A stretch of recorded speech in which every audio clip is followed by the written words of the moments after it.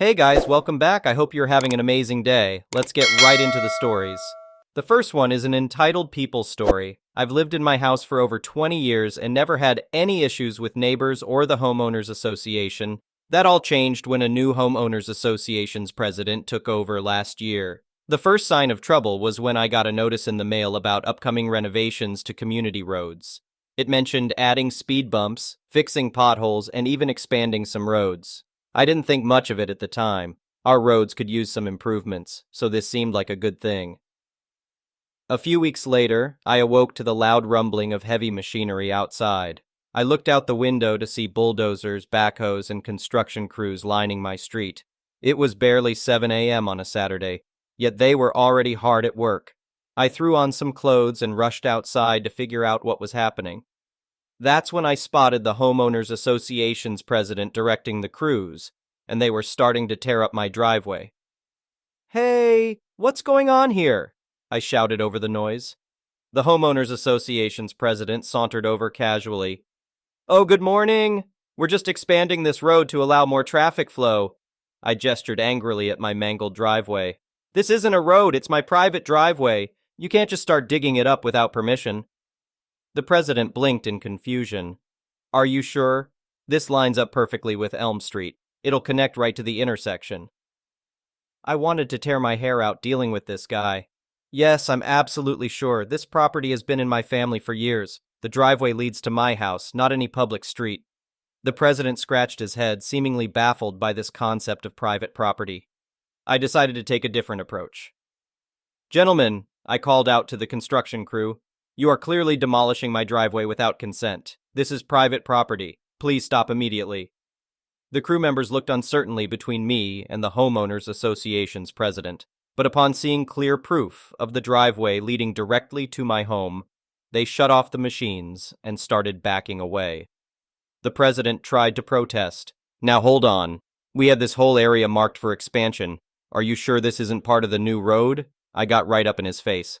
"I'm absolutely positive. This is my driveway on my private property. I never agreed to any so-called road expansion. You need to leave immediately." Sensing things were about to escalate, the foreman of the construction crew intervened. "Sorry for the confusion, sir. We'll get out of your way now." He promptly ordered his men to pack up while I watched with satisfaction. The homeowners association's president grumbled with irritation, reluctant to admit his mistake. But with his crew abandoning the work, he had no choice but to acquiesce. "My apologies for the mix-up," he offered half-heartedly before storming off. I was left fuming, staring at the torn-up rubble that used to be my driveway. I couldn't believe the homeowners association's president tried to seize a chunk of my property without any warning or legal grounds. After consulting a lawyer, I sent an official letter to the homeowners association's board, demanding they pay for repairs and damages. I also noted that any future work must be approved by property owners beforehand. The homeowners associations pushed back at first, still trying to insist the driveway was a public road, but I stood firm, making clear I was prepared to take legal action if necessary. After a month of contentious back and forth, I finally reached a settlement with the homeowners associations. They agreed to reimburse me for the full driveway repairs, plus an additional $5,000 for emotional distress and violation of property rights. I also received written assurance that any construction on my land would require explicit approval. The homeowners association's president even called me personally to apologize for his gross overstep. Apparently, the board had reprimanded him and threatened his position if he ever pulled something like this again. I happily accepted his apology, though I suspect it had more to do with protecting his job than actual remorse. Nonetheless, the conflict reached a satisfactory resolution in my favor. The repairs took some time, but eventually I had my property restored to its original state. The homeowners associations has respected the settlement terms and kept their distance ever since. I may not always see eye to eye with the homeowners associations board, but at least they now understand that my property is strictly off limits without permission. This experience taught me the importance of defending your rights as a homeowner. Even homeowners associations leaders can make careless mistakes, presuming authority where they have none. I'm just grateful I caught this mistake in time before they demolished my entire front yard. It goes to show you can fight City Hall, or in this case, the homeowners associations. All it takes is a little persistence and an unwillingness to let others steamroll you. This homeowners association's president learned that lesson the hard way once I confronted him, and you can bet anytime roadwork comes up again, they'll be asking my approval first. The next one is a pro-revenge story. Me, 24M. Me, my mother, 50F. Mom, my brother, 23M. Bro, my sister, 30F. Sis, cheating stepdad, 45M. Chris, stepdad's co-worker, 25F. Betty, the other woman, tilde 40F. Darla. This may be a long one, apologies in advance. I moved in with my mom after her marriage of 25 years with my bio dad was ended. He was a manipulative a-hole, but that's another story. Shortly after the divorce, my mom introduced me to her boyfriend at the time, Chris. Now my mom worked as a correctionals officer at the county jail. The boyfriend was a former inmate, in for a DUI. That should have been the first red flag, but my mom was grieving a long marriage, and I didn't want to push the subject. Chris seemed to make her happy, and that was enough for me. Me, bro, and sis all moved in with mom and Chris, and we seemed to get along okay. Chris and I bonded a bit over our love of video games, and all seemed well. That is, until 2017. Due to Chris's prior DUI, he had to go in regularly for probationary checkups at the courthouse. One day, he didn't return, and we got a little worried. We then received a phone call from him from Texas. Turns out, when he arrived at the courthouse that day, he was jumped by the FBI. His family from Texas was implicated on a number of gang and drug-related crimes, and due to a situation where he was in a vehicle during a drug handoff, he was on the hook as well. He ended up agreeing to testify against his family members in exchange for a shorter sentence and allowed to be out of prison before the trial. My mom was distraught, and over the course of many phone calls over a year, they worked out their marriage plans when he returned. His store owner at the DQ he worked at allowed him to come back as well, back to his store manager position. Soon after, the drinking started. Now obviously because of his DUI, Chris was clearly no stranger to drinking. He began to drink more and more to the point where he was consuming half a 24-pack of beer a day. Chris was a mean drunk. He regularly started fights when wasted, and while they never got physical, he wasn't exactly kind with his words. My mom enabled his behavior for several years, saying the stress was getting to him from work and from the upcoming trial. Finally, after several years, my mom had enough. Chris came home extremely drunk one night, and my mom confronted him. She asked if he'd been drinking, and when he didn't deny it, she kicked him out. He went to live with a friend temporarily. The next morning, Mom asked us to help gather a few of his essentials, so that he didn't have to re-enter the home until he was sober. While we were gathering his things, we heard a knock at the front door. We opened it to find Betty, one of Chris's co-workers and someone I went to high school with. She told my mom she had something important to share. After sitting my mom down and telling her not to share where she got the info from, Betty told my mom about how Chris was cheating on my mom with Darla, how he regularly had Darla perform sexual acts in and around his workplace, how Betty had caught them, and how Chris told her that if she ever told my mom, he'd fire her. He was the store manager. And finally, how Darla was pregnant. My mom was angry. After the initial shock wore off, she told us to round up all of Chris's things and to dump it outside. We took everything of his out of the house and tossed it all in the alley behind our house. Chris had no reason or ability to return to the house. It was rented with only my mom on the paperwork, so no issues there. In the meantime, she called and confronted him. He confessed to the entire affair, and that he was happy Darla was pregnant because that meant he'd finally have a child of his own. Mom refused to have more kids. We three were massive strains on her body. She likely wouldn't survive anymore. He refused to apologize for any of his actions. My mom arranged for him to collect his items from the alley, with an officer present, and he left our lives. The revenge. Now, my mom clearly wanted to dust her hands of him and move on. She was already quite emotional from the whole ordeal and wanted nothing more from him. But sis, bro, and I had other ideas. First, we called his workplace. DQ operates as an independently owned franchise, and the owner of this branch owned several branches in the area. He was also a good friend.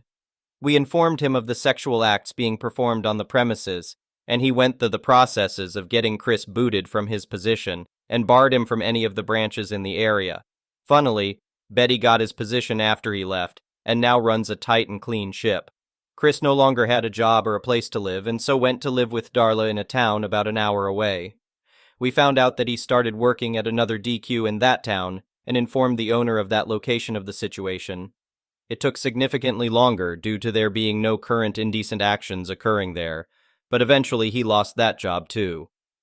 Soon after, Chris began driving around our neighborhood, seemingly stalking my mom and our family, probably because of his job loss. Now, due to the whole situation in Texas, he never had his probation lifted for his DUI, and thus still did not have a license. He never had to drive when he lived with us, since work was local and we could drive him as needed. But here was, clearly driving around by himself when he shouldn't be. We contacted the police and informed them about Darla's vehicle in our neighborhood, and that we believed Chris was driving it, without a license. We told them to pull over the vehicle next time they see it, as it would likely be driving again. Sure enough, a few weeks later, we were told that Chris indeed was pulled over and sent back to the local jail for driving without a license and while intoxicated. The police also did a search of the home he was staying at and found several guns at the premises. Since he was a felon, he was not legally allowed to have weaponry on the premises, meaning there was more jail time tacked on. By the time his jail time had finished, it was just in time for him to be sent back to incarceration in Texas for the trial. Chris's son was born while Chris was in prison. Darla evidently realized what an absolute ass Chris was, and cut ties with him while he was in prison. During his prison time, Chris started sending tons of letters to my mom, stating how sorry he was, pleading to take him back, and ranting about how it wasn't his fault, all in the same letter, mind you. Mom burnt every one of them. We moved on, moving out of state. Chris evidently got out of prison some years ago and now lives in Kansas, struggling and fighting child support, which Darla sued him for. Mom now has a new boyfriend who treats her right and cares a lot more than Chris ever did. Bro and sis moved on and out, and I still live with Mom, assisting her with the newly purchased home that we've been renovating. Life's looking okay. I was reminded of this by a chat with a coworker about cheaters, and thought to post it here for others to enjoy. The next one is a petty revenge story. I rented a house at the beginning of the year, but I couldn't stay there a minute longer. It was a crappy house, and everything broke down days after I moved in. I had major leaks, flooding in the kitchen, mold, etc. I told the landlord and she said, "Fix it yourself, it's not even a big issue." After 3 months, I gave her a 1-month notice that I was moving out. I told her she could have the deposit since I was breaching the contract. The contract stated that I would rent her house for a year. But no, she said I had to pay her the rent for that month too. It's already included in the contract. In the case of moving out, I don't have to pay for the rent for the last month I live there, because it's already included in the deposit. She also wanted fees for her time to look for a new renter. Hell no, I wasn't doing that. I consulted with my real estate agent friend and showed her the contract. I asked for her help on what I could do. I didn't want to pay for the last month's rent since I was only there for 10 days. My friend told me that the landlord couldn't do that, and that she had already overcharged me for the deposit stated in the law. But since I had signed the contract, I still had to give her the deposit. However, I could sue her for overcharging me and extortion. So I sued her. I didn't have to pay the last month's rent, and she had to pay a big fine. The next one is a malicious compliance story. A lot of lawyers are making the news with their bad decisions, which reminded me of a story I hope you enjoy. I had an appearance for a pretrial hearing in a small-town court. This hearing went okay for my client. The other attorney, opposing counsel, or OC, did not react strongly, positively, or negatively, which made sense because the decision was basically a 60-40 split of what we were disputing. Neither of us was a big winner or loser. His demeanor changed drastically after the judge dismissed us. In the hallway, he stomped up to me while I was discussing next steps with my client and said we needed to talk. I said something along the lines of, "As soon as I'm done with the client." OC huffed off and I finished my talk. To set the stage for this next part, I am almost exactly average for height/weight. OC was probably about 4 inches taller, 60 pounds heavier, and 30 years my senior. Imagine a big belly, drinker's nose, and some flop sweat if he saw the elevator was out of service. So I said goodbye to the client and walked over. Without any small talk, he gave me something close to, "You think you can just walk in here and act like that?" This was confusing because nothing really went great or terrible for me or him, so I said something like, Act like what? This really set him off, and I pinky swear I was not trying to antagonize him with that question. OC then says verbatim, "You better hope I never see you outside this court because I will kick the shit out of you." What he did not know was that I really enjoy fighting. After seeing the Power Rangers punch those clay soldiers, I begged my parents for karate classes. After that, it was judo in HS, BJJ in college, and an attempt to fight in the UFC after college. I thought I was tough right up until actual professionals hit me. Then I thought, wow, I'm actually a huge pussy, and went for a graduate degree.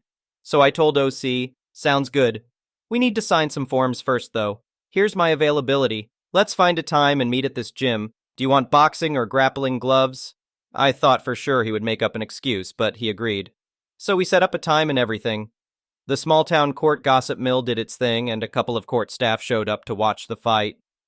In an anticlimactic turn of events, OC was a no-call, no-show. The next time OC and I appeared before the judge, who did not show up to watch the fight, the judge made a snarky comment like, "Is this really worth fighting over?" And OC didn't have anything to say to that. The next one is an entitled people story. Almost 2 months ago, my younger sister, 23, aka Lucy for this, and her fiancé held a big dinner event with all of our family, his family, our mutual friends, their friends, and every soul she knew because they had some big news they wanted to tell everyone. They found out a few weeks prior that they are expecting. Of course, we were all very excited for them. As soon as everything settled down, Lucy stood up and made a toast to me. She said she was thankful for having a bigger in size and in heart sister like me to gift my wedding dress to her since she is getting married in November. I'm only 136 and did not think I was actually fat at the time. I, shocked and embarrassed, tried to ask her what she meant by that as politely as possible. My stepmom responded with, "Don't worry, it's just one of those sister teasings you have never been able to comprehend, and for us to all talk about it later." It was all too much for me, and I was humiliated by everything and burst into tears in front of everyone and went to the bathroom while my stepmom said, "See?" and mocked me, telling me to grow up. They both did end up coming into the bathroom after 30 minutes. Lucy said I ruined the most exciting news of a lifetime, but could not possibly understand that since my fiancé and I want to continue a child-free lifestyle. I asked her much more rudely why the hell she thought I would be giving her my wedding dress. Apparently, her and my stepmom had talked and decided that since my wedding was not until March, and since I am heavier than them, I would not mind just loaning my dress, that I have not even picked up yet from alterations, or buying another one, since I had saved and invested with my big degrees into my wedding that I can afford special alterations. I double majored in aerospace engineering and theater, and my fiancé majored in physics and philosophy. Thanks to my degree and skills, I designed my wedding dress. Both of them have always hated this. She also said that it's okay if it was not altered because I am so much bigger there would not be any alterations needed for her to fit my dress. I told her absolutely not. Lucy then said that if I don't give it to her, then I am no longer a bridesmaid. I told her that's fine and left the bathroom. Everyone except my dad, Lucy's fiancé, and my fiancé left. They consoled me and said they would talk to my stepmom and sister about everything, and I left. The next day, both my sister and my stepmom blew up my phone saying I am destroying the family and clearly don't care about my soon-to-be niece or nephew by not allowing my sister to have my dress. I never responded and ended up getting a group of family and Lucy's friends on their side harassing me on social media, phone, email, and in person for a week. It only stopped because my BIL told Lucy he would be leaving her if she did not cut it out. Things have been quiet ever since then until tonight when I got a call from my sister saying she has scheduled an abortion tomorrow for her baby girl since she can't fit into her dress. She then said that I could stop all of this if I just honored her simple request of giving her my dress. This is where I am for sure not just wrong, but a major idiot. I don't care if a person gets an abortion or not. What you do with your body is up to you. And I don't blame anyone for getting one done. From experience, making that decision is one of the hardest things to make in life. But it did piss me off, and I told her that if she was aborting her baby over a dress, then she does not deserve to have any children, and her baby girl can be a gift from God to another person who will actually love her and not place fabric over her. She responded, since I am child-free, I don't know what a good parent is, the length of a mother's love, or be able to provide that to kids and could never be better than her.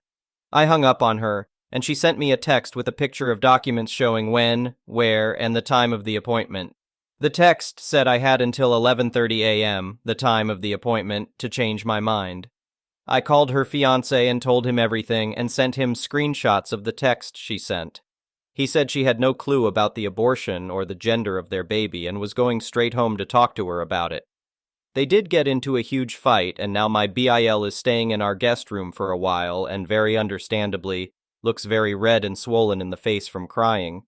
None of us can sleep now. While I questioned her moral choice to pick fabric over a baby, it's the same question I'm asking myself.